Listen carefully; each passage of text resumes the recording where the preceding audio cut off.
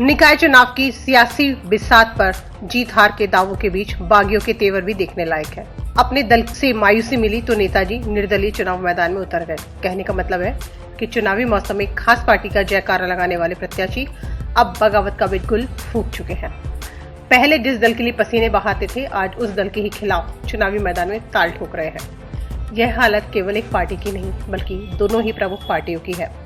कांग्रेस और भाजपा से अपनी दावेदारी जता रहे कई प्रत्याशी टिकट नहीं मिलने पर निर्दलीय प्रत्याशियों के रूप में आज नामांकन भरने पहुंचे और पार्टी के टिकट वितरण को लेकर आक्रोश जताया।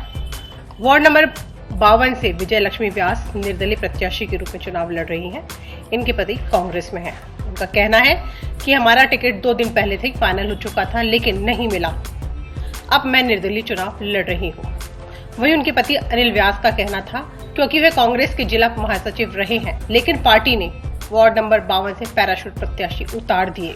आइए और क्या कुछ कहा विजय लक्ष्मी व्यास और उनके पति अनिल व्यास ने, सुनते हैं। ये कांग्रेस में थे पहले जी, तो इनका टिकट नहीं मिला, इस वजह से जो निर्दलीय में। क्या क्या समस्या है आपके एरिया में जहाँ आप रहती हैं? सफाई, नल, बोलो आगे, पार्क। मैं वार्ड नंबर 52 से हूँ। मेरी धर्मपत्नी विजय लक्ष्मी जी को चुनाव लड़वा रहा हूँ। मैं कांग्रेस से जिला महासचिव था और लगभग मेरा 99% टिकट फाइनल था, लेकिन परसों कुछ इस तरह का समीकरण बैठे कि एक ऐसे उम्मीदवार को दिया गया जिसको कोई जानता भी नहीं है। सुनीता शर्मा नाम के एक उम्मीदवार है जिनको कोई नहीं जानता, उनको टिकट दे दिया गया और हमें बोला आप घर बैठिए। जबकि पिछले 15 साल से हम पार्टी के लिए संघर्ष कर रहे हैं, कार्य कर रहे हैं, कंधे से कंधे मिला काम कर रहे हैं, लेकिन कुछ पैराशूट उम्मीदवार उतार के सारे समीकरण को उन्होंने बिगाड़ दिया। इसलिए मुझे मजबूरन निर्दलीय चुनाव लड़ना पड़ रहा है। वार्ड 52 से? वार्ड 52 सर, वार्ड 52 में कई तरह की समस्याएं देखने के लिए आई है। वहाँ खासतौर पे चंपानगर जो आपके एरिया में आता है, वहाँ पर सड़कें टूटी पड़ी हुई है पूरी। वहाँ के नागरिकों का कहना है कि आज तक कभी कोई जनप्रतिनिधि वहाँ नहीं पहुँचा। वार्ड 52 में सड़कों की भी समस्या है, वहाँ पार्क भी है और भू माफिया भी अतिक्रमण कर रहे हैं। काफी सारी समस्याएं हैं। उसको हम लेके लिखित में जेडीए में भी कई बार शिकायत दे चुके हैं, लेकिन आनाकानी करके आते हैं और कार्रवाई कुछ करते नहीं है और बिना कुछ नापजोक करके चले जाते हैं। अभी कुछ दिन पहले भी पार्क में भू माफिया कब्जा करने आए थे। रोडें टूटी पड़ी है। पिछले 6 महीने तो कोरोना से निकल गए, बाकी उससे पहले एमएलए के चुनाव से मतलब 1.5 साल तो ऐसा निकल गया और अब सरकार के पौने 3 साल और बाकी है। उम्मीद तो थी कि हमें टिकट मिल जाएगा तो हम विकास कार्य करवाएंगे, बट ये तो एन मूवमेंट में हमारा टिकट काट के। आपको लग रहा है कि कांग्रेस ने जो टिकट का बंटवारा किया वो सही तरीके से नहीं हुआ? नहीं, बिल्कुल सही तरीके से नहीं हुआ। खासतौर से 52, 53 में तो और 54 में, तीनों में ही बंटवारे ठीक नहीं हुए। इसका नुकसान उठाना पड़ेगा पार्टी को इसका खामियाजा भुगतना पड़ेगा। विजय लक्ष्मी व्यास और अनिल व्यास के अलावा कई और भी प्रत्याशी हैं जो इस टिकट वितरण से नाराज नजर आए। वार्ड नंबर 138 से भाजपा की निर्दलीय बागी प्रिया यादव का कहना है कि पार्टी ने टिकट वितरण सही तरीके से नहीं किया। आइए सुनते हैं और क्या कुछ कहा प्रिया यादव ने। देखो, निगम की तरफ से जो भी प्रॉब्लम वगैरह होती है, मेरा तो मेन मुद्दा ये है कि जो उनको प्रॉब्लम है वो नहीं हो। उनको डोर टू डोर सफाई व्यवस्था, बिजली, पानी वगैरह, सड़कें वगैरह सब व्यवस्था करवा सको। जो भी मूलभूत सुविधाएं हैं वो भी उनको उपलब्ध करवा सको निगम से, क्योंकि उनके पास उनका अधिकार है कि वो करवा सकती है अपने लिए। वहीं वार्ड नंबर 56 से नाजनीन चौहान निर्दलीय खड़ी हुई हैं। उनके पिता कांग्रेस के कार्यकर्ता थे, लेकिन उन्हें टिकट नहीं मिला। सुनिए क्या कहती है नाजनीन चौहान। निर्दलीय आप खड़ी हुई हैं मैम, लेकिन आपके फादर और आप लोग कांग्रेस के कार्यकर्ता थे, तो क्या रीजन रहा कि निर्दलीय क्यों खड़ा होना पड़ा? आपको टिकट नहीं मिला? टिकट नहीं मिला, इसलिए हमें। तो आपको ऐसा लग रहा है कि कांग्रेस ने जो टिकट बांटे हैं वो सही तरीके से नहीं बांटे? अब ये तो उन लोगों ने देखा, उनकी नजरों में कौन है। किन मुद्दों को लेते हुए आप चुनाव लड़ेंगे?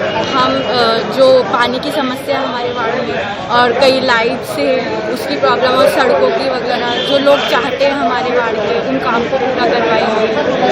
जो पेंडिंग वर्क पड़े, जो पूर्व पार्षद है हमारे, उन्होंने जो काम नहीं करवाए वो पूरे करवाएंगे। क्या क्या आपने एजुकेशन वगैरह की है, कहाँ तक पढ़ाई किया? मैं अभी MSc फाइनल ईयर में हूँ और मैं SSN Subodh PG autonomous college से हूँ और मैंने ग्रेजुएशन BSc की है जो एसएसएन सुबोध PG महिला महाविद्यालय से की है और स्कूलिंग मैंने की है माहेश्वरी गर्ल्स सीनियर। आपको लगता था यानी शुरू से ही इस आपको राजनीति में आना है या अभी कुछ दिनों पहले आपको लगा कि? नहीं, कुछ दिन पहले से नहीं, मतलब पापा को इतने टाइम से देखा तो ऐसा होता है तो उसकी वजह से। वार्ड नंबर 55 किशन पोल हेरिटेज से मोहम्मद असलम कुरैशी टिकट वितरण को लेकर खासे नाराज नजर आए। उनका कहना है कि वो 10 साल से संघर्ष कर रहे थे, लेकिन फिर भी उन्हें टिकट नहीं मिला। अंतिम समय पर भाजपा से बागी होकर आए प्रत्याशी को टिकट दे दिया गया। सुनते हैं क्या कुछ कहा मोहम्मद असलम कुरैशी ने।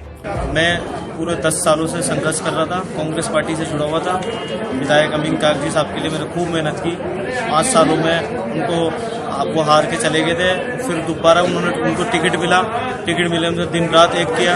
अब चुनाव के अंदर एंड टाइम पे मेरा टिकट फाइनल हो रहा था, एक रात के अंदर ही मेरा टिकट काट के बीजेपी के पार्षद को जो कन्वर्ट होके आए उसको टिकट दे दिया।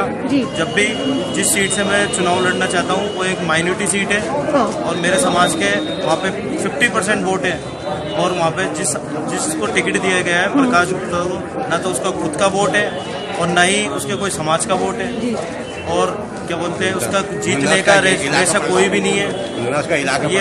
ये मेरे साथ में बहुत गलत हुआ है और मैं इस चीज़ का पार्टी भुगतान करेगी आने वाले इस पार्षद के चुनाव में भी और विधानसभा चुनाव में भी। कुल मिला के आपको ये लग रहा है कि टिकट जो कांग्रेस ने दिए वो सही तरीके से नहीं दिए? नहीं सही करेगी, एक भी नहीं दिया टिकट, है ना। माइनॉरिटी सीट के अंदर, इसके अंदर जनरल के अंदर टिकट देने की क्या जरूरत थी? जी जी बिल्कुल। और इनको मिलने वालों ने खड़ा करा है और पूरा माइनॉरिटी पूरा मेरे समाज के सबने मेरे को समर्थन दिया मेरे को, और इसलिए मेरे को नामांकन बनने के लिए मैं खुद आया हूँ। उन्होंने दिया कि आप जाओ, हम हैं तुम्हारे साथ, तो हम आए तुम्हारे, नहीं तो हम नहीं आते।